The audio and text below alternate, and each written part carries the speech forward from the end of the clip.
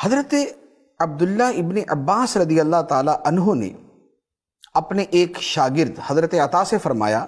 الا اریک امرأۃ من اہل الجنہ، کہ اے عطا کیا میں تمہیں ایک جنتی عورت دکھاؤں؟ جنتی عورت۔ فقلت بلا، تو حضرت عطا فرماتے ہیں میں نے کہا کیوں نہیں، یعنی کہ دنیا کے اندر ایک جنتی خاتون کی زیارت ہو جائے کہ یہ جنتی ہیں، دنیا میں پتہ چل جائے کہ یہ پکی جنتی ہیں۔ تو انہوں نے کہا کیوں نہیں؟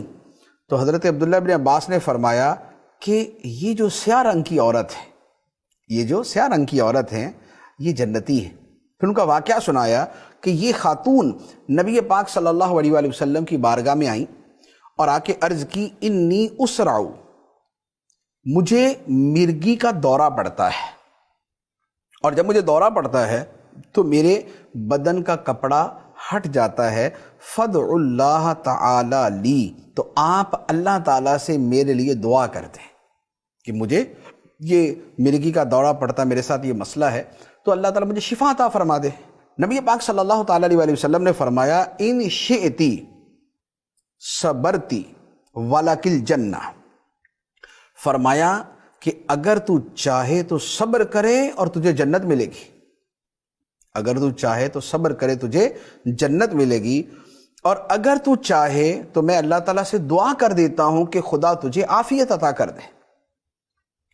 آپ دیکھیں دو آپشن دیے نبی پاک صلی اللہ علیہ وآلہ وسلم نے فرمایا کہ یا تو یہ ہے کہ صبر کر لو جنت ملے گی، اور اگر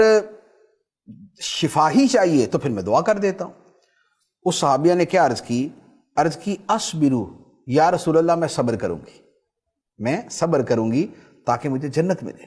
میں صبر کروں گی۔ لیکن پھر اس نے عرض کی کہ یا رسول اللہ، جب مجھے مرگی کا دورہ پڑتا ہے تو میرے بدن سے پردہ ہٹ جاتا ہے، بے پردگی ہوتی ہے، آپ اللہ تعالیٰ سے یہ دعا کر دیں کہ مرگی کا دورہ تو پڑ جائے لیکن بے پردگی نہیں ہونی چاہیے، بے پردگی نہ ہو۔ تو نبی پاک صلی اللہ تعالیٰ علیہ وآلہ وسلم نے اس صحابیہ کے لیے یہی دعا فرما دی کہ انہیں مرگی کا دورہ بھلے پڑ جائے لیکن جب مرگی کا دورہ پڑے تو بے پردگی نہ ہو۔ تو یہ وہ تھیں کہ جنہوں نے نبی پاک علیہ الصلوۃ والسلام سے جنت کی بات دنیا کے اندر ہی کر لی تھی۔ اب اگر آپ اس واقعے کو تھوڑا سا ذرا ڈیٹیل میں جائیں تو آپ کے سامنے کتنی ساری چیزیں آتی ہیں کہ جنت کی خاطر دنیا کی تکلیف، مرگی کا دورہ پڑنا کوئی چھوٹی چیز،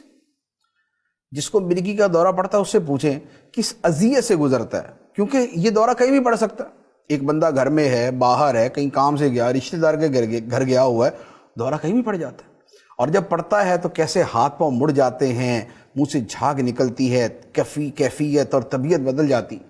اور پھر جب یہ دورہ ختم ہوتا ہے تو کتنی تکلیف اور کتنی درد ہوتی، یعنی کہ